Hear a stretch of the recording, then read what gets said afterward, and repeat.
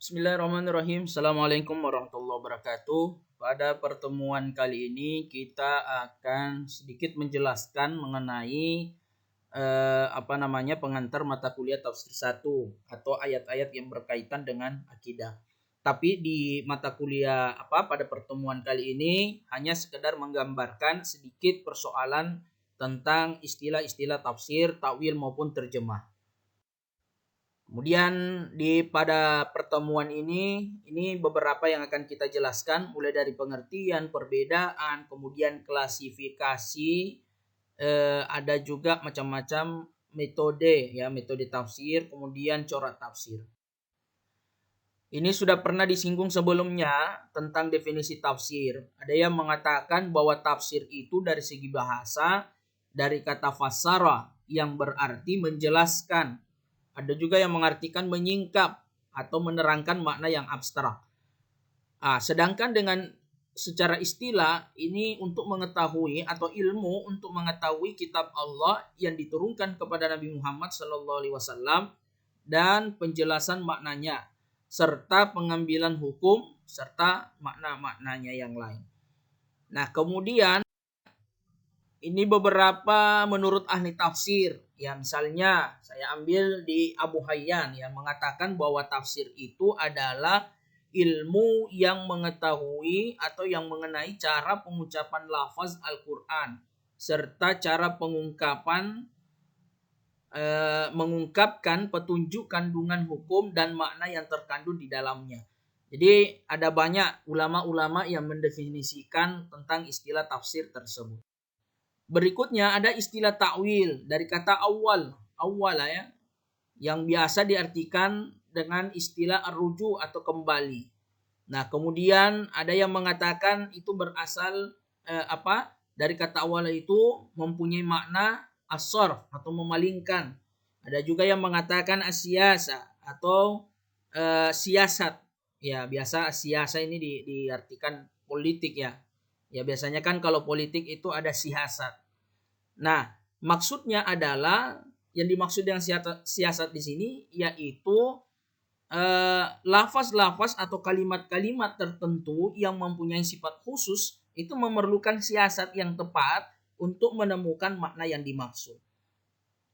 Kemudian ini ada seputar istilah tentang terjemah. Ya, dia mengatakan bahwa terjemahan itu secara umum diartikan sebagai bahasa salinan dari suatu bahasa ke bahasa yang lain.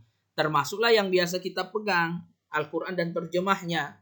Nah, kemudian ada istilah tarjamah harfiah, yaitu mengalihkan lafaz yang satu ke bahasa yang lain, ke bahasa dari suatu bahasa ke dalam lafaz yang serupa dari bahasa lain sedemikian rupa sehingga susunan dan tertib bahasa kedua sesuai dengan susunan dan tertib bahasa pertama. Jadi bahasanya hampir mirip. Kemudian diberikan perbaikan tata bahasanya. Ya, misalnya bahasa Melayu kan hampir mirip dengan bahasa Indonesia.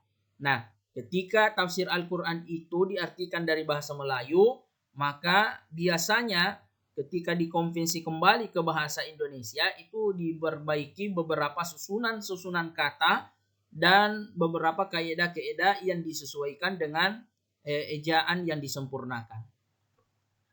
Ada juga terjemah tafsiriyah atau terjemah maknawiyah, yaitu menjelaskan makna pembicaraan dengan bahasa lain tanpa terikat dengan tertib. Jadi dia mengartikan secara bebas, ya. Kemudian ini ada perbedaan tafsir dan takwil. Secara umum tafsir dimaknai dengan istilahnya seperti makna leksikologi atau mufradat. Jadi ini jelas diterangkan dalam Al-Quran dan hadis-hadis sahih. Kemudian kalau takwil ini penggunaannya lebih banyak pada makna-makna yang susunan kalimat. Jadi dia menjelaskan mengenai makna-makna apa yang tersingkap di dalam kalimat tersebut. Nah, biasanya juga ini lebih banyak berhubungan dengan diraya atau nalar, ya. Kemudian digunakan dalam ayat-ayat mutasyabihat. Kalau di tafsir itu ayat-ayat muhkamat ya, muhkamat. Kemudian kalau di takwil itu ayat-ayat yang mutasyabihat atau yang samar.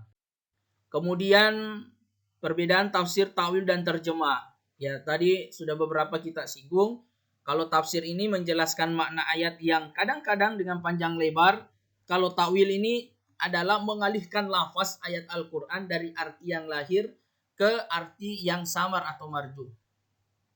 Kemudian terjemah. Ya, terjemah ini hanya sekedar mengubah kata-kata dari bahasa Arab ke bahasa yang lain.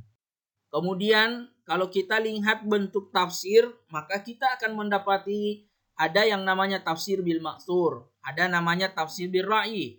Kalau maksur ini berdasarkan riwayat, baik itu Al-Quran dengan Al-Quran, Al-Quran dengan sunnah, maupun dengan pendapat-pendapat sahabat. Nah, kemudian bil ra'i yakni menjelaskan makna mufassir yang hanya berpegang pada pemahaman sendiri. Jadi sesuai dengan akalnya. Nah, ada juga tafsir isyari, yakni menakwilkan atau menafsirkan ayat Al-Quran tidak seperti zahirnya, tapi berdasarkan isyarat. Ya, isyarat yang samar yang bisa diketahui oleh orang yang berilmu dan bertakwa. Jadi ini tafsir bil isyari ini memang ada hubungannya tentang ra'i. Tetapi isyari ini hanya orang-orang tertentu saja. Kemudian ada hukum tafsir bil isyari. Ya, ada yang menanyakan bahwa gimana sih hukumnya tafsir isyari ini? Karena ini hanya memakai sebuah isyarat-isyarat tertentu dan hanya orang-orang tertentu pula yang mengetahuinya. Nah, jadi bil ra'yi yang diterima ini syaratnya harus tidak bertentangan dengan makna zahir ayat. Kemudian maknanya sendiri sahih, pada lafaz yang ditafsirkan terdapat indikasi atau bagi makna isyari tersebut. Antara makna isyari dengan makna ayat ini terdapat hubungan yang erat. Dan apabila syarat-syarat tersebut tidak dipenuhi, maka tafsir isyari tersebut tidak bisa diterima. Ya, contoh misalnya ketika ada penafsiran yadullahi fauqa aidihim, tangan Allah berada di atas tangan-tangan mereka. Yang dimaksud adalah manusia. Nah, ada yang menjelaskan bahwa yang dimaksud dengan yadullah ya Allah mempunyai tangan seperti halnya manusia. Nah, kalau menafsirkan secara zahirnya ayat ini ya tentu menyalahi ayat-ayat yang lain. Makanya dari itu ditafsirkanlah istilah fauqa aidihim ini dengan istilah kekuasaan, bukan tangan seperti halnya tangan yang ada pada manusia. Nah, karena ini diambil dengan pengalihan makna dari makna yang zahir ke makna yang lain. Kemudian ada metode tafsir, ada tahlili, jemali, muqaran. Ini sudah pernah juga kita singgung sebelumnya. Yakni metode tahlili, analisis, biasanya ciri tafsir ini berbicara panjang lebar ya di tafsirnya, bahkan bisa berjilid-jilid. Kemudian ada ijmali atau metode global.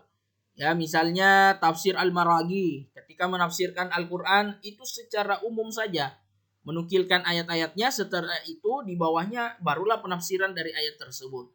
Kemudian ada metode muqaran atau perbandingan, ada juga metode maudu'i. Ya, ini yang banyak dipakai di zaman sekarang, yang ketika mengkaji Al-Quran itu sesuai dengan tema. Kemudian ada corak tafsir. Nah, corak tafsir ini adalah warna daripada penafsir Al-Quran itu sendiri. Kalau dia basicnya seorang sufi, maka dinamailah tafsirnya tafsir sufi. Nah, begitu pula dengan tafsir falsafi. Ya, itu menggambarkan bahwa pengarang dari kitab tafsir itu adalah basic keilmuannya ahli filsafat. Kemudian ada juga tafsir fikih dan ada tafsir ilmi, yaitu tafsir yang bercorak ilmu pengetahuan modern. Ya, khususnya sains.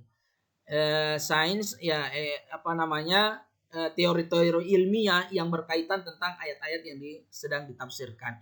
Kemudian ada corak adab ijtimai atau sosial kemasyarakatan. Nah, inilah beberapa pengantar dari tafsir 1 yang nantinya kemudian akan dibagi beberapa kelompok dan disesuaikan dengan tema-tema yang akan dibagikan nanti. Saya kira ini yang sempat saya sampaikan pada kuliah hari ini. Saya akhiri. Assalamualaikum warahmatullahi wabarakatuh.